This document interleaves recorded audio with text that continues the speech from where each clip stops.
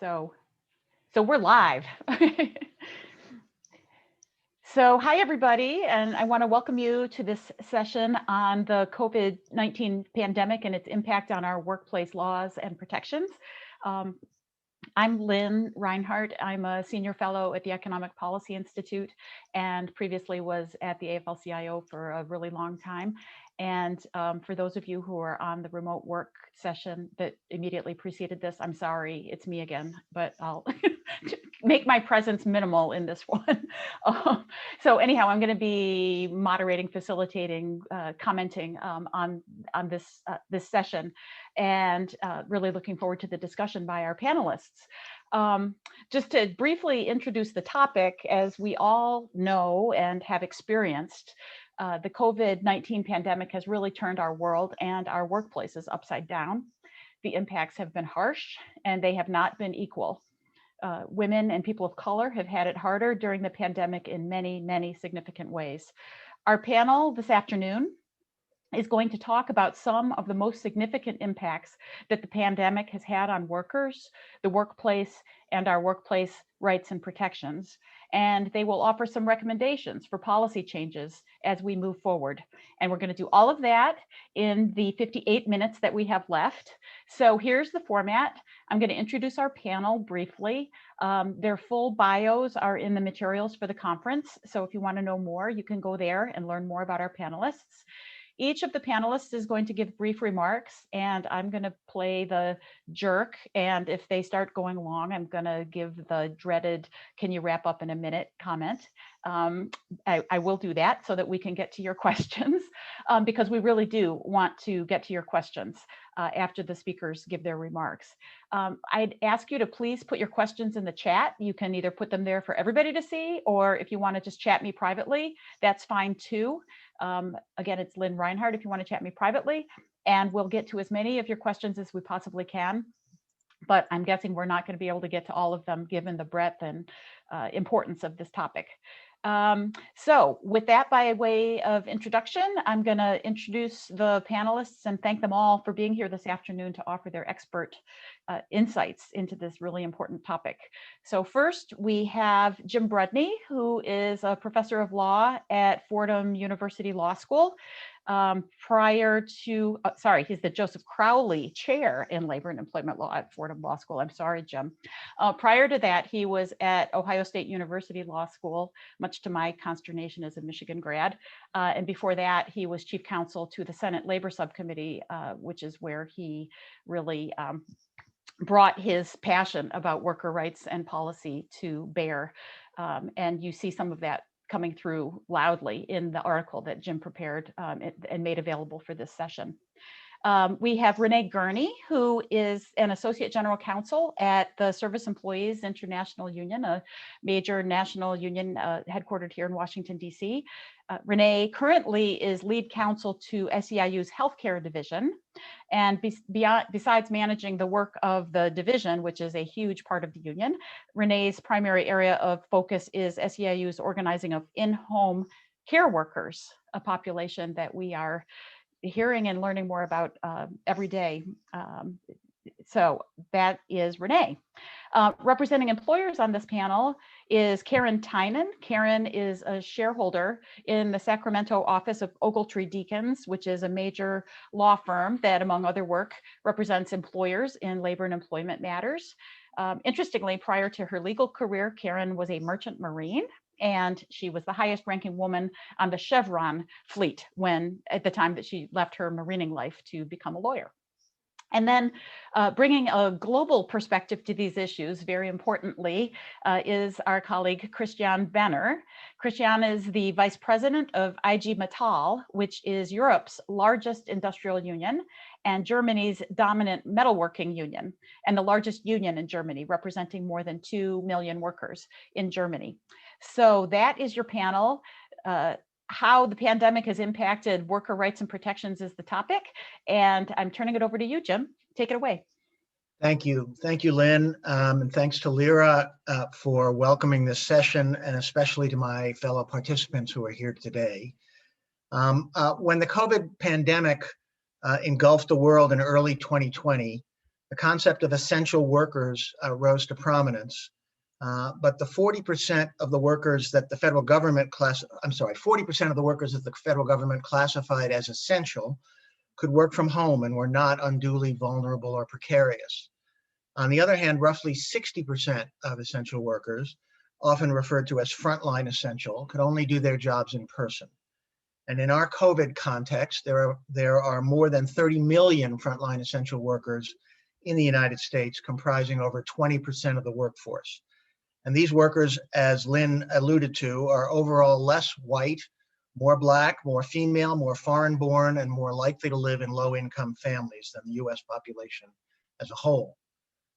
These disproportionately non-white, female, and immigrant frontline essential workers have also borne disproportionate health risks, as evidenced by higher rates of infection, serious illness, and death over the past 16 months. Moreover, their risks have varied across different industries or occupations. A distinct set of exposure conditions for public transit workers, separate for meatpacking workers, still different for janitors or home health aides. Government efforts to protect workers' health and safety during the COVID outbreak have provided some progress, but the steps taken under federal and state law have been inconsistent and regrettably seriously inadequate. I categorize these inadequacies in my posted article in relation to 5 different areas.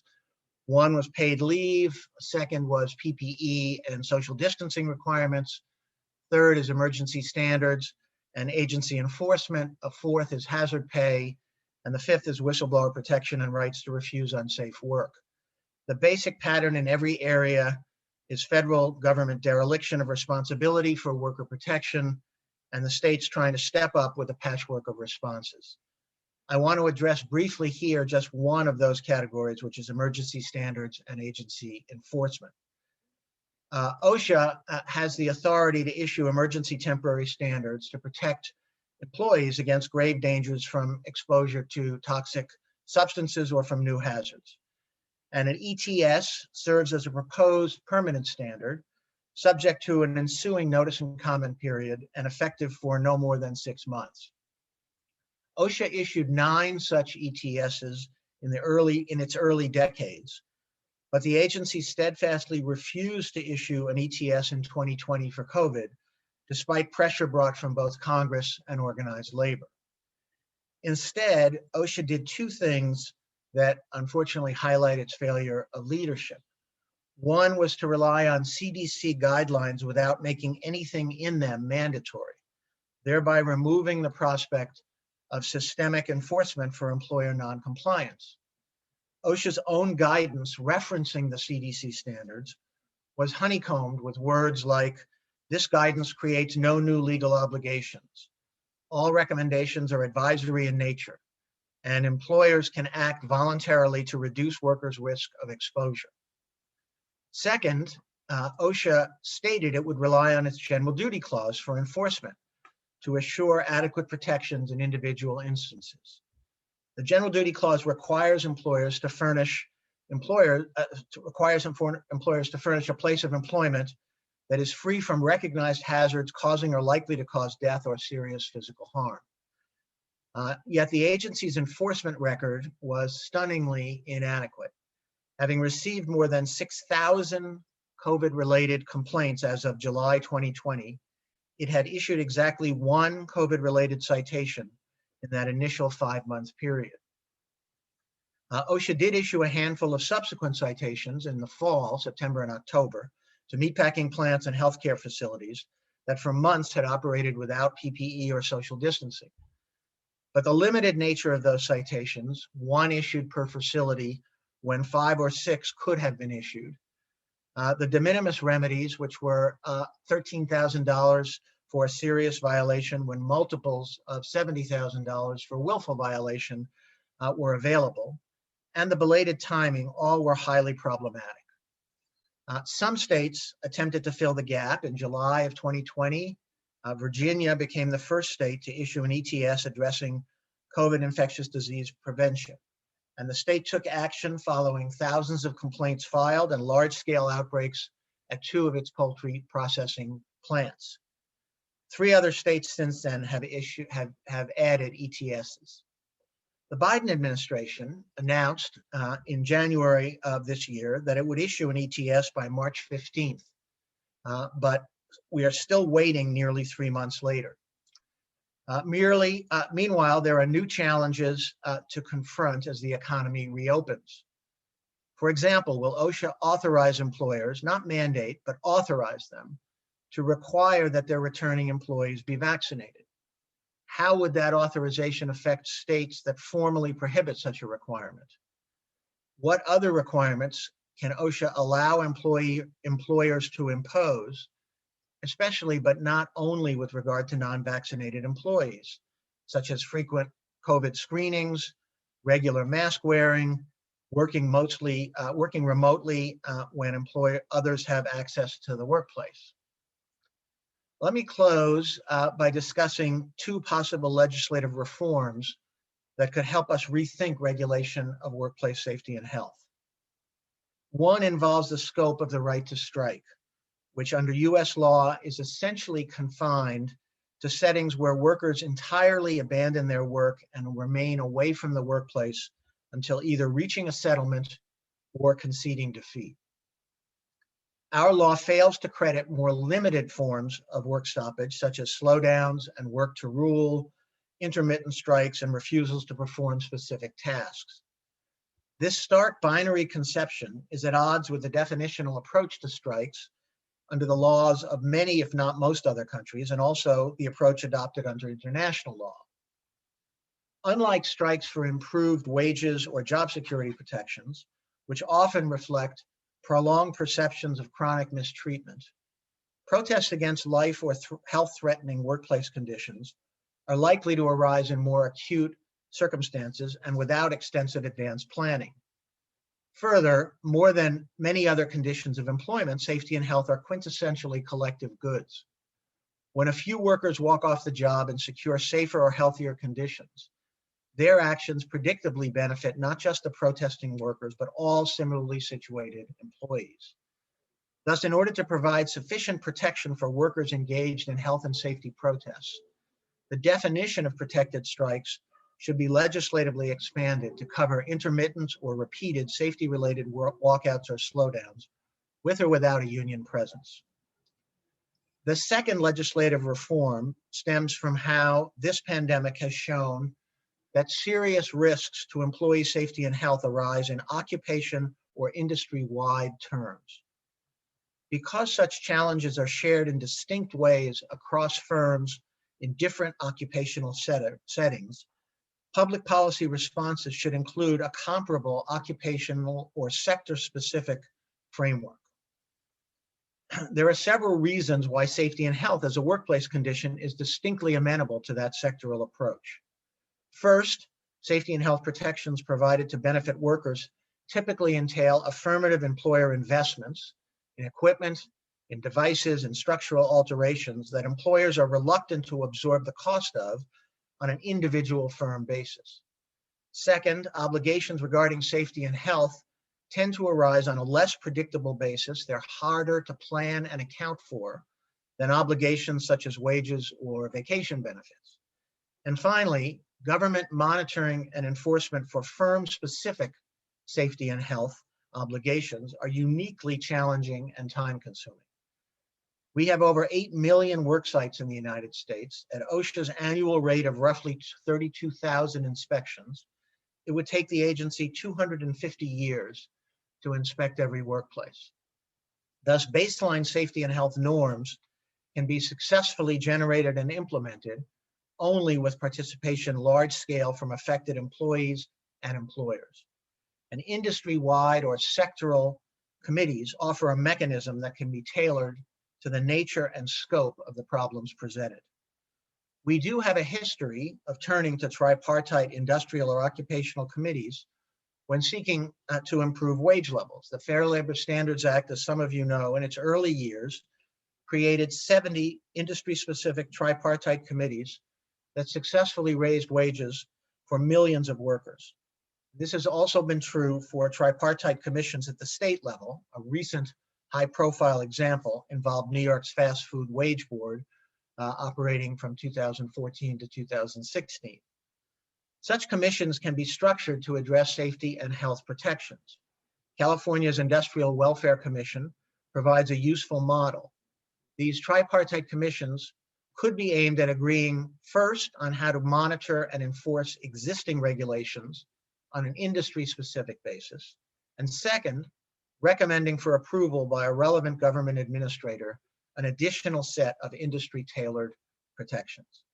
I will stop there. I hope I've kept my 10 minutes. Thanks very much. You did an excellent job there, Jim. You even came in under time, so thank you. And we're going to turn it over to Renee now. Take it away, Renee. Thank you. Thank you to Lynn and to Professor Brudney for the introduction, and to Lyra and the conference organizers for inviting me today. I'm really humbled to be presenting amongst these panelists. As Lynn introduced me, I am lead legal counsel to the SEIU Healthcare Division. This means representing the international union in all matters affecting our representation of workers in the healthcare sector, but also advising and working in coordination with 32 local union affiliates across the United States and Canada who represent healthcare workers. The SEIU is the largest union of healthcare workers in the United States. Our members include the entire spectrum of healthcare workers, from doctors and nurses to custodians and dietary aides in a variety of healthcare facilities and settings. SEIU also represents workers in the public sector and those in property services. All of these workers that SEIU represents can obviously, and I think fairly, be called frontline essential workers, as that term is used in Professor Brudney's paper, at least as that term is used in the context of the COVID-19 pandemic. But for purposes of our discussion today, I'm going to focus on our healthcare membership. SEIU's healthcare worker membership breaks down roughly into two general categories. First, health systems, or what we call hospitals, and long-term care, which includes in-home care and personal care aides, as well as nursing homes and other long-term congregate care facilities. Both of these sectors have obviously been heavily impacted by the pandemic. These are the workers most commonly celebrated as quote-unquote essential healthcare workers, workers in nursing home facilities where the pandemic first hit the United States, but also in hospitals that were overwhelmed, particularly in the first year of the pandemic. Unfortunately, however, actual treatment as essential has definitely not been the experience of our members or healthcare workers more generally in the United States. And unfortunately, I must answer the first questions posed to the panel in the negative. The pandemic has not yet changed workplace conditions at all. In fact, I would argue that the conditions of the American workplace are the very thing, or one of the major factors contributing to the pandemic's horrific impact in the United States.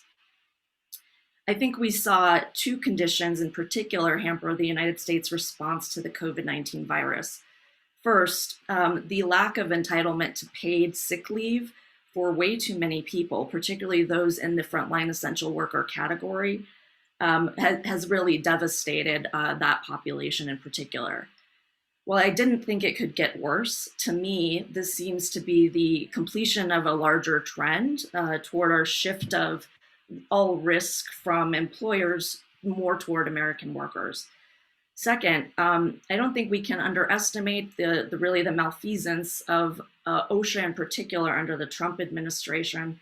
And I should say, while I had hoped to be able to talk about things looking up under the Biden administration, as Professor Brudney noted, and I think others will comment on as well, we are still awaiting the ETS from the Department of Labor that was supposed to be finalized months ago. At SEIU, we know, though, that our members have been living through not just a public health crisis, but an economic and a racial justice crisis. Recall that at the same time the first waves of the virus were devastating the United States, we saw the continued murder of Black men and women at the hands of police. In just one example, Breonna Taylor was returning home, from her job as a frontline essential worker. She was an EMT and an aspiring nurse when she was shot by police in her own home. Frontline essential workers in the United States are disproportionately less white, more Black, more female, more foreign born, and more likely to live in low-income families than the population as a whole. This is also the population and the communities that SEIU mostly represents. As Professor Brudney and too many others have noted, Black and brown workers have also been disproportionately hit by the virus. Thus, the pandemic is not just a public health and economic crisis, but also a racial justice crisis and a civil rights issue. I would like to highlight two ideas in particular, in addition to the ideas that Professor Brudney offered, that SEIU is exploring and that I would argue should be part of the lessons learned from the pandemic, at least as it relates to healthcare workers. Before that, though, I wanted to say a little bit more about the idea of the couple of factors I think that particularly hampered the United States in terms of its workplace practices and laws. As noted above, I would argue that in terms of workplace rights, the pandemic has actually shown us the result of a decades-long movement from risk being borne by employers to risk being borne completely by individuals or employees. During the pandemic, this has been particularly evident in a couple of ways. Most obviously, a significant number of workers in the United States depend on their employer for health insurance coverage. I don't think I need to explain to this audience the problems that result when a public health crisis also results in the immediate job loss by a quarter of the population, and thus also their ability to access healthcare. On top of the frequent lack of healthcare coverage, the lack of entitlement to paid leave for many, many people meant that really the already higher paid, more privileged workers who could work from home were also mainly the only people with paid leave. Thus, one of the central pieces of the Families First Coronavirus Relief Act, or the FFCRA, was purportedly to expand the provision of emergency paid sick leave to most Americans related to reasons for the coronavirus pandemic, as well as rights to job protected unpaid leave under the existing Family and Medical Leave Act. The law passed by Congress entitled workers both in the public and private sectors with up to 80 hours of paid sick leave, as well as the right to additional unpaid family leave if necessary. However, the law included several large loopholes to this requirement. First, it only applied to private employers with less than 500 employees. Second, and really importantly to SEIU, healthcare employers and emergency responders were allowed to opt out of the law's leave provisions. Thus, the people most at risk of exposure to the virus at work were the first to be carved out of the first major federal relief bill. More troublesome still, however, was the Trump Department of Labor's rule implementing the leave provisions of the Families First Coronavirus Relief Act. What the rule did effectively carved out anyone working in a healthcare facility, even if they had no relationship to patient care, and really using the broadest sense of the term healthcare facility. Consequently, workers like dietary aides or administrative assistants in nursing facilities, for example, could be left out of the law's emergency paid sick leave, even if their workplace had already been ravaged by the very virus the act was meant to address. Also, workers employed by any contractor providing services to a healthcare facility could opt out of extending paid leave to its workers under the rule. But it got worse than that. We started to see and hear about, even for our hospital members, workers being told that if they contracted COVID, their employer was applying a presumption against exposure at work, even though most healthcare workers in the United States have never had the proper personal protective equipment or PPE. And even for workers treating COVID patients or working in COVID treatment areas, the presumption was that a worker was not made sick at work, even as a quote unquote essential worker during a global pandemic. As I said, the second sort of major factor that I want to touch on here that Professor Brudney also discussed was the real malfeasance of OSHA under the Trump administration. I don't think we can underestimate the effect of the lack of the Trump administration to do anything, but particularly at OSHA. For those not familiar, OSHA is the federal agency charged with protecting the health and safety of Americans at work. In the first several months of the pandemic, we saw virtually no action but the voluntary guidance addressed to employers to help them, quote unquote, prepare for the pandemic. SEIU members in Florida informed us that there was a sign on the door of the regional OSHA office that they were closed and not accepting complaints for the duration of the pandemic. In nursing homes, however, the situation was even more stark. COVID-19 ravaged long-term care facilities, with the presence of the virus reported in more than half of the roughly 15,000 nursing homes in the United States. According to reporting by the Washington Post, for example, since the start of the pandemic, nursing home facilities in the United States reported 760 COVID-19 related deaths amongst just their staffs. And this was only as of July 28th of 2020. At that rate in 2020, nursing home workers were easily on track to outpace and more than double the rate of the previous year's deadliest occupations, such as logging and commercial fishing in the United States. Renee, I'm sorry to do this, to break in here, but we want to be sure that we hear your recommendations. So I'm giving you your 90-second warning. Okay, thank you. Thank you. So even months later, in October 2020, reports were that a grand total of 28 healthcare institutions had been cited by OSHA for violations during the pandemic. That includes nursing homes. So only a small number of nursing homes were cited by OSHA, even when we know that the death rates in long-term care facilities soared above 50% in way too many states. More importantly, perhaps, the impact of COVID-19 on nursing homes in the United States was entirely predictable. Nursing home members have been talking about things like staffing rates, which were even worse during the pandemic for decades. And it should be no surprise that early reports are showing that nursing home workers who are unionized or work with a union contract fared better and actually had the results in their homes of a lower COVID death rate amongst residents and workers than non-union homes. So to move quickly to finish up here and to touch on the two sort of policy recommendations I wanted to add to Professor Brudney's. The first is that the United States needs a policy for healthcare workers whose positions are funded through taxpayer finance systems like Medicaid and Medicare. As is the case for service workers whose employers contract with the federal government under the Service Contract Act, for example, the same principles should apply in the healthcare space. Why is it that thousands of jobs in our healthcare system are paid poverty wages and yet continually and mainly subsidized by public or taxpayer money? Medicaid long-term care services and supports are a growing part of the cost of most state budgets. This is the care provided to people in long-term care facilities, but also to care provided at home by in-home care workers. Put differently, there's no federal law controlling how those healthcare workers in either space must be compensated for their services, nor outlining what basic conditions we will accept for these workers.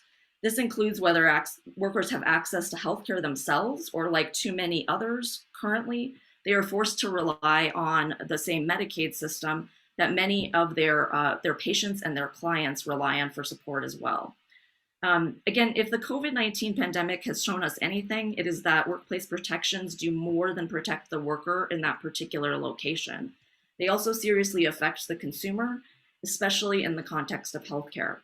The second recommendation I wanted to touch on is really sort of highlights something that Professor Brudney mentioned as well, I think, and that's and Renee, I need you to do the second recommendation in like 20 seconds, okay? Thank you. The federal government should do more to facilitate tripartite tables on a sector or industry-wide basis that create public processes to address the needs of healthcare workers, particularly in long-term care spaces where the workforce is most heavily funded by public money.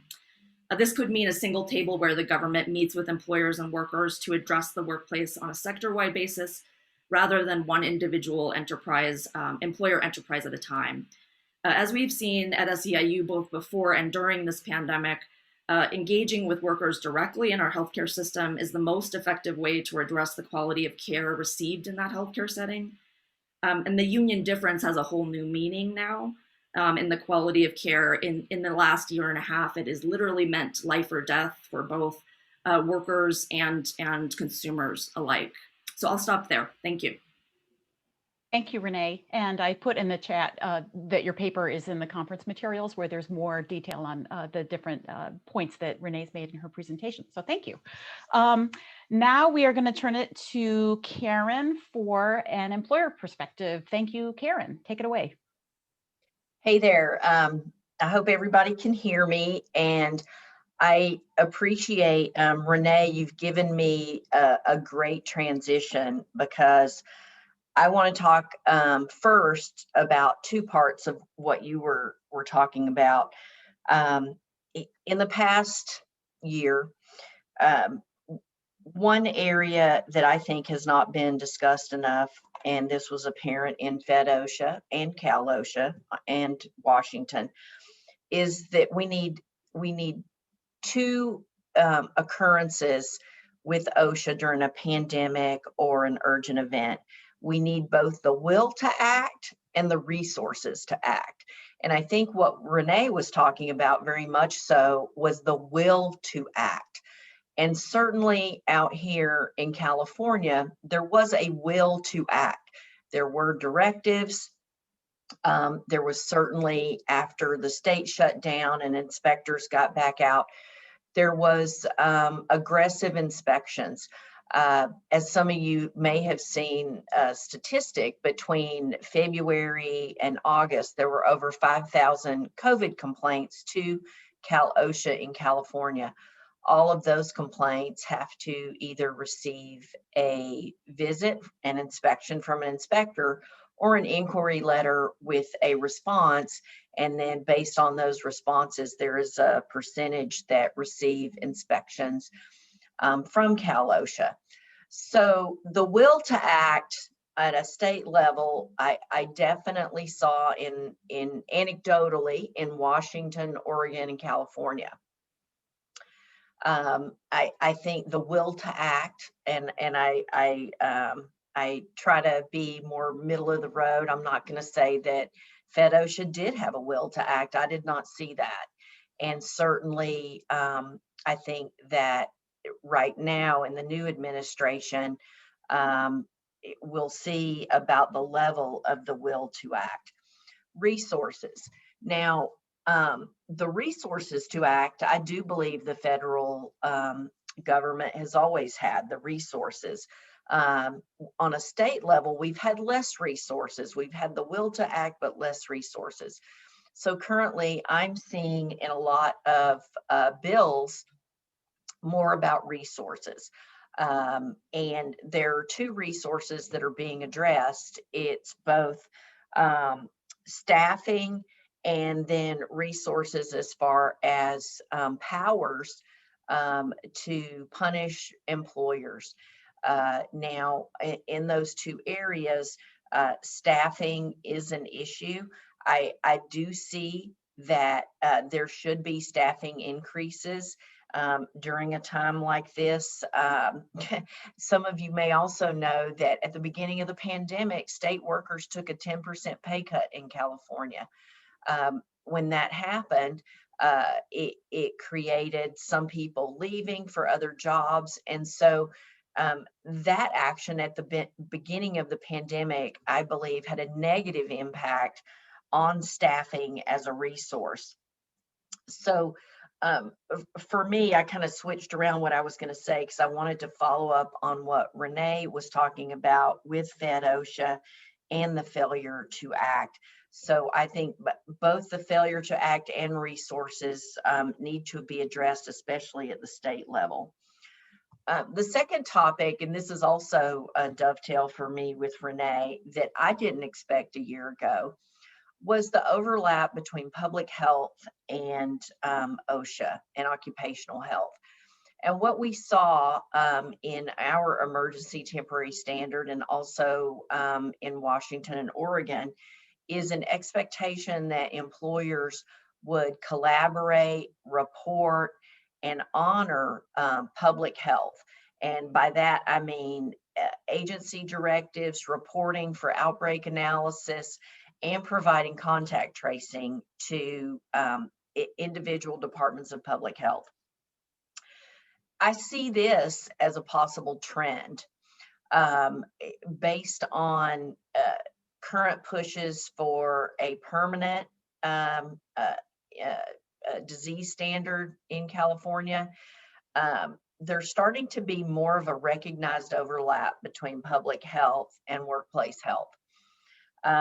We have not seen that before, other than in asbestos and lead exposure.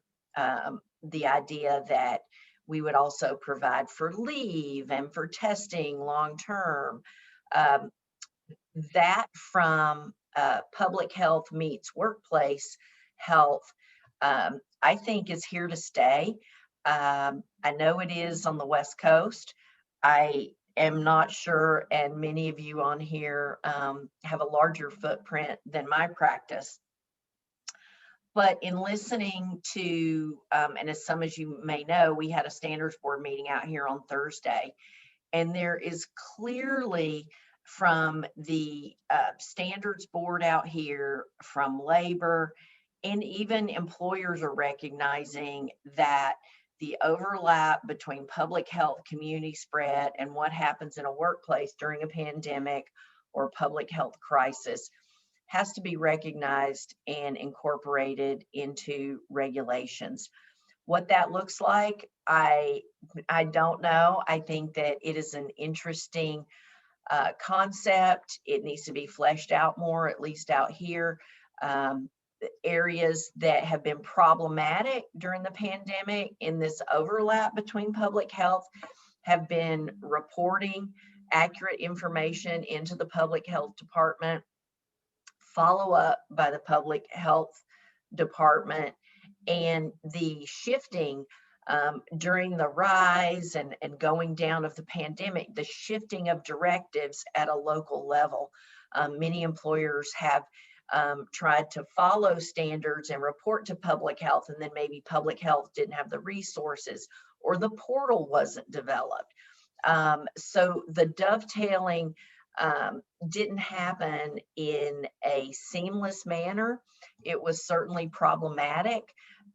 It wasn't addressed in a regulatory fashion, and the target was so fast moving that it was more of a fire drill. We expect that in future regulations to be addressed on reporting, record keeping, and that interaction with the public health department in these type of scenarios. Another aspect that I think has changed in the pandemic, and I want to recognize and bring forward in this breakout session, is the use of local authorities to also create ordinances and pass regulations and create a footprint on workplace safety in an effort to address community safety. We've seen that in San Francisco, Los Angeles, other cities. And this is somewhat new. In the past, one of the few cities to attempt to promulgate safety regulations was Los Angeles in 2014 in the adult industry. And that local ordinance is still on the books and is enforced. But now we have had San Francisco and Los Angeles especially entering into this. And I see this as a trend. I don't see it as an anomaly. Many employers had to draft San Francisco working plans that were subject to city parameters. They did the same in Los Angeles, whether it was with pay or with screening or return to work. And for me, this represents an opportunity for both employers and labor to impact what will be happening at a local level.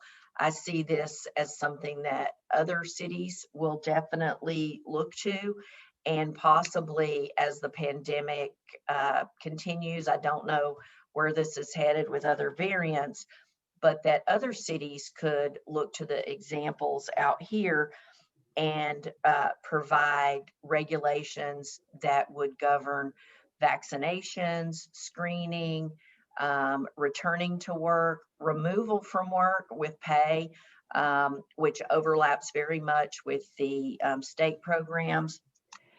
Karen, I'm sorry. I'm going to have to give you the 1-minute warning here so that Yeah. we can hear from our final speaker. So please wrap it up. Sure. Thanks. No worries, because my last minute is the best minute. So Thursday, California passed our latest emergency temporary standard. The day-long meeting was, in a word, a marathon. A couple of points I want to make from that for the attendees is politics really was a tidal wave in that meeting. It was a Zoom meeting, and there's a chat function, and it was venomous. There were references to Nazis, references to Nuremberg, references to things with Dr. Fauci that are awful. And so the politics really was trying to sideways the OSHA process of promulgating a regulation. I find that trend to be problematic. I'm alarmed by it, and I don't like it. And lastly, in that process that happened Thursday, we have an inability to respond to rapidly changing safety landscapes. Typical regulations take years to pass. The short time frame, our method with open meetings and with the information that has to get posted and stakeholders, we need to find a better way to get these regulations in place, and also not have the politics of anti-mask or anti-vaccination impacting what should be a fairly straightforward process for employers and workers. So I'm going to finish 10 seconds early, Christine. Thank you, Karen. Christiane, as you can see, we have some problems here in the United States. Can you please tell us how you're doing better in confronting these issues in Europe and in Germany? Take it away. Yes, I hope so. Can you see my presentation now? Yes, it looks great. Yes. Perfect. Okay, that's a good start. Yeah, I really like to give you some insights from Germany and to give you some ideas. Now, actually, the presentation is a bit slow. Now it woke up. Okay, the situation in Germany right now, we have a huge institute called Robert Koch Institute, and they are basically doing the monitoring of like our corona infections. And we have approximately 82 million citizens in Germany and approximately 3.7 million. We have 3 million confirmed infections in Germany since the beginning of the pandemic. Approximately until today, 89,000 deaths. We had the third wave so far, and the restrictions were the same as in the United States: distance, hygiene, mask, and ventilation, of course. We had a complete shutdown of public life by beginning of March last year. And I must say the production in our plants started again by mid of May last year.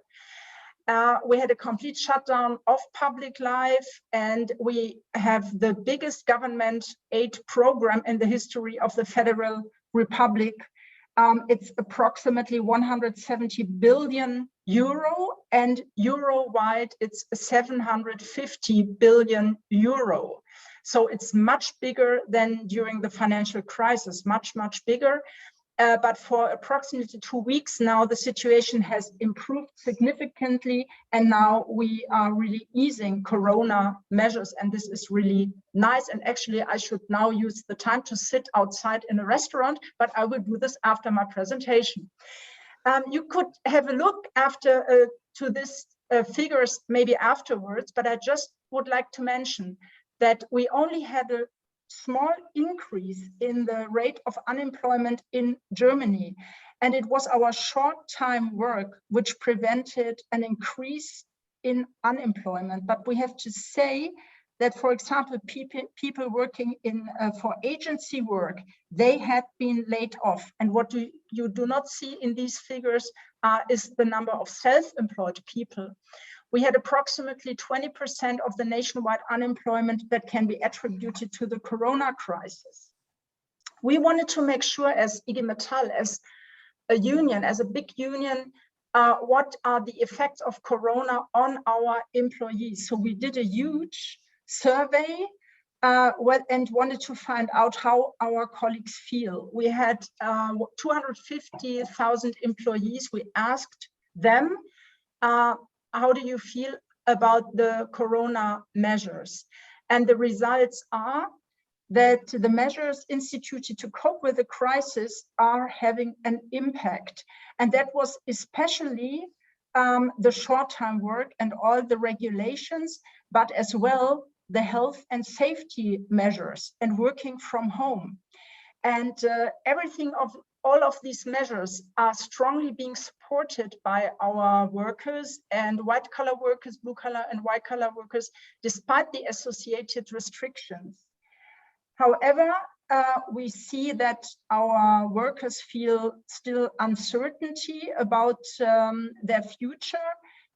You know that we really have a huge topic of the transformation going from combustion engines to electromobility. So we already had big problems to face, and then Corona came. And so that was really putting us in a very difficult situation as a union. So this will be the next step again after Corona, that we will try to focus on the topic of transformation. On the right-hand side, you see a kind of manual to give legal advice to our shop stewards and to workers.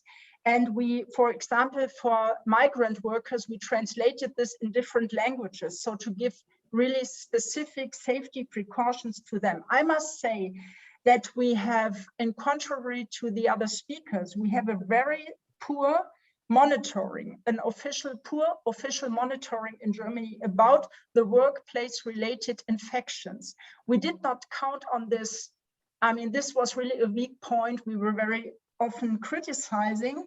And all the legislation in Germany is based on a legal frame called German Infection Protection Act, we must say, and we extended this because of the Corona crisis.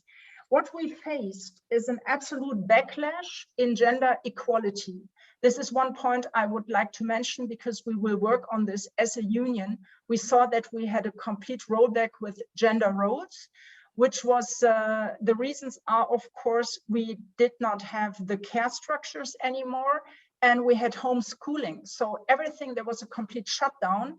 And even in partnerships where you had an equal work distribution between men and women, we found out that there were the women taking over more responsibility for care questions. I would like to give two excursus. One is on the short-time work. This was really something that prevented rising unemployment in Germany. We had millions of people on short-time work since March 2020, and the proportion is still high. It's approximately 1/3 of the workforce. And we had what our shop stewards did. And so the right of co-determination in Germany was very important. What we did, we pressured government to make some income compensation if people are on short-time work, and our shop stewards, they even negotiated higher compensations if there was income loss because of short time. Maybe just to make this short, but that was really, and it is still very important to keep unemployment rate in Germany, which is approximately 6%, under control. We had like a huge boost of mobile working and working from home. And this is where our shop stewards used their right of co-determination for regulation, but that was already before Corona.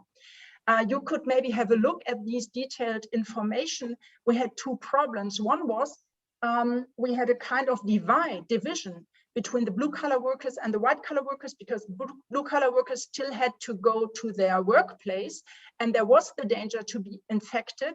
And second, we could not reach people at home, because we do not have a right for digital access and to address people being at home. So that really was a problem. We have now one improvement. We have now a right of co-determination for the regulation of mobile work. This is newly being introduced. So we are really working on this, but we are looking for a virtual right of access on the part of trade unions to companies.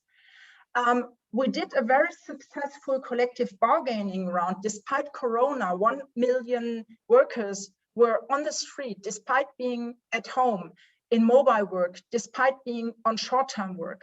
That was very successful, and so we went on strike in February and March, and we negotiated shorter working hours, so to get somehow to get a better measure to deal with the consequences of the transformation, because we will have a huge loss of jobs in Germany.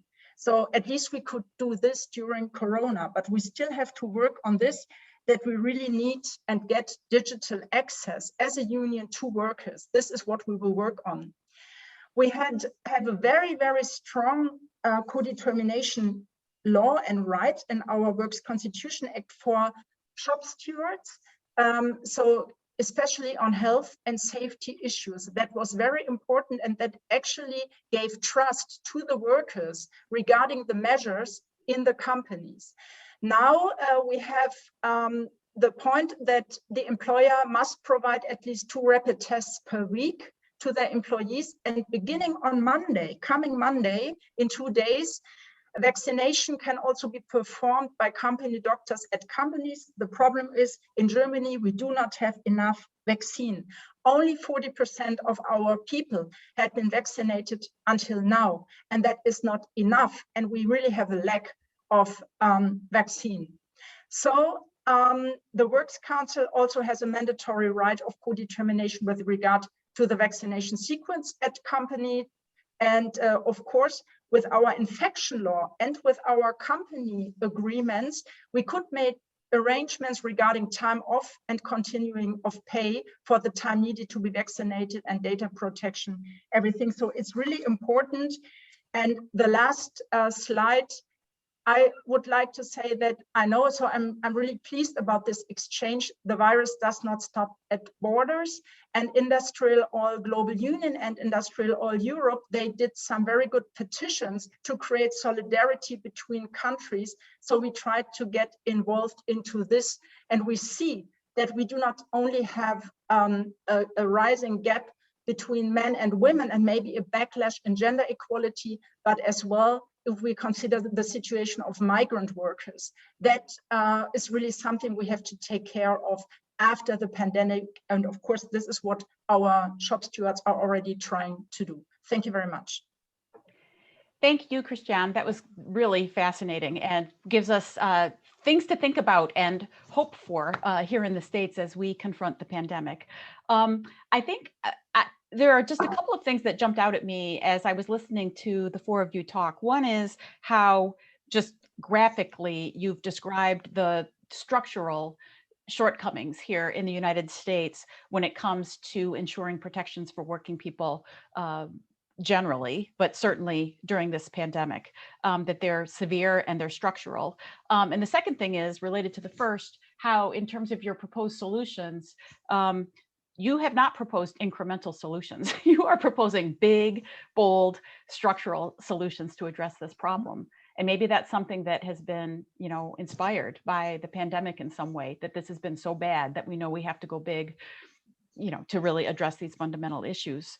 I'm struck by the comment that Karen made about how this has shown the overlap between public health and worker safety and health, and that is something that we're going to need to be figuring out as we go forward. And it sounds like a fabulous topic for a future LIRA session, I think, because there's so much more to dig in on there.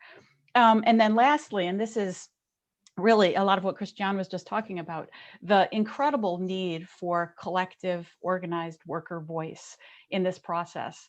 The fact that there are these mechanisms in Europe for unions and workers to have much more of a dialogue and an impact on policies it shows in your presentation, Christiane, just how important that is. And we have a little work to do on that front here in the United States of America, let's just say.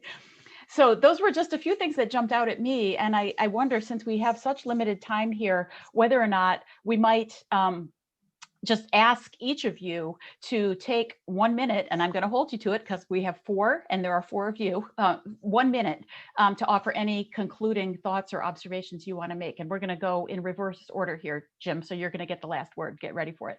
Christian, to you, 1 minute. Actually, I would like to raise more a question to my colleague, to Renee. Were you able to increase your number of membership during the Corona crisis with your action you took in the health sector? And maybe to give you an idea, we have the same problem in Germany. It was only during the pandemic that the work of health workers had been more appreciated. And now they got €1,000 one time as an appreciation, and now they got a systematic rise in income. So at least this helped, and we really have to keep this. We had a hard time reaching workers during Corona, and we lost some members. So that would be my question maybe to you. Okay. Well, Renee, you have 1 minute to answer the question, dodge the question, or say something else. No, I appreciate the question very much. I am happy to answer it with my 1 minute. I would say we absolutely increased our membership during the last year and a half. Perhaps ironically, but I think unsurprisingly because of who they are, and knowing a bit about them and working with them before the pandemic. Nursing home workers and home care workers in particular, I would say, were really radicalized and outraged, particularly in the last year and a half. And I think you're very right that here as well, our local leaders, particularly of locals that represent nursing home workers, have said they've never seen in their careers the public attention on the work that happens in nursing homes and who those workers are like they have now. And so they're absolutely trying to take the best advantage of that they can. The other Excellent. I'm moving to Karen for her 1 minute. Okay. Oh, I feel bad, Renee. Sorry. I'd like to close with the point I made about public health and the overlap with occupational health. And I'd like to throw in the role of labor and the unions. And I see that as an evolving topic. It's something we haven't talked about with this overlap with public health, occupational health. Are we going to have boundaries? What is the union's involvement going to be that would drive occupational safety and dovetail with public health? Are our public health departments open to this? What is the funding going to be? Are we going to take away money from public health to put into occupational health, or vice versa? I think there are a lot of questions around that. I don't know the right answer, but I think that in 2021 and 2022, we are going to be talking about this subject with all the nuances you guys have talked about. Excellent. Jim, final word. So I guess building on the need for that linkage, I guess I want to stress that there is a model in California, and Karen talks laudably about the California OSHA experience. There's also the California Industrial Welfare Commission, which, even though it has a funny kind of current status, has been authorized to address safety and health conditions through industry-specific orders since the early 20th century. And it has 17 operative orders at this moment. I mean, it is a model that we could look to create some state tripartite efforts. I would love to see a federal tripartite effort on the order of the Fair Labor Standards Act, but I understand the realities of politics in Washington and the number of things that President Biden is trying to get done in this regard. So I think we should be running a two-pronged strategy and definitely focusing on what can go on in at least some states using some of these models. Safety and health needs this kind of sectoral attention. thank you for that. Safety and health absolutely needs some more attention. As is always the case with sessions like this, we've barely scratched the surface of some really important topics, and we could go on for the rest of the afternoon and then beyond. So I'm sorry that we don't have more time, but if the audience would please join me in thanking these excellent panelists for their comments. We've all learned a lot. And on we go to the next session. The next session is a plenary that's really kind of a continuation of the discussion on these very topics. So thank you all. Thanks to the speakers, and see you there. And thank you, Lynn, for keeping us moving. Thank you. Bye. Take care.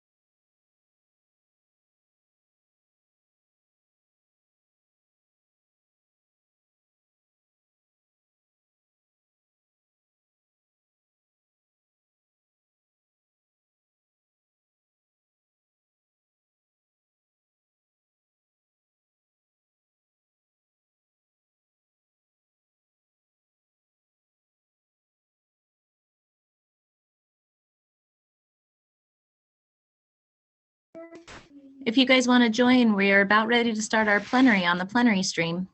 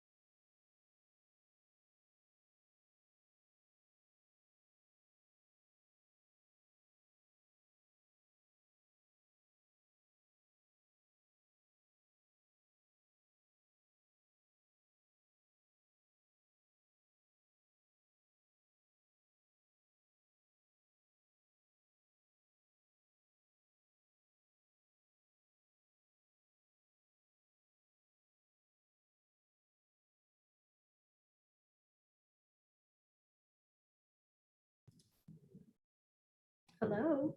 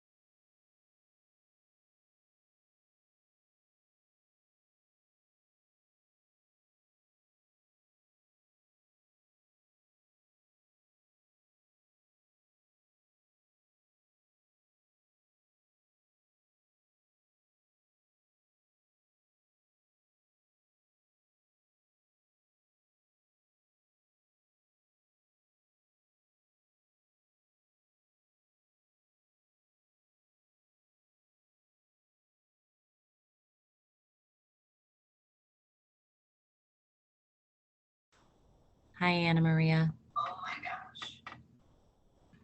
I was giving a presentation on Zoom. Hi, glad you made it. We're finishing up with a plenary. A couple more minutes and people start coming in here. I just saw you and want to say hi. Oh, thank you. I just wanted to get on early just to make sure all is good and check my audio. Absolutely. I can hear you just fine. Okay, So you'll see great. me pop back by, but I'm going to pop back over to the plenary. Okay, thanks.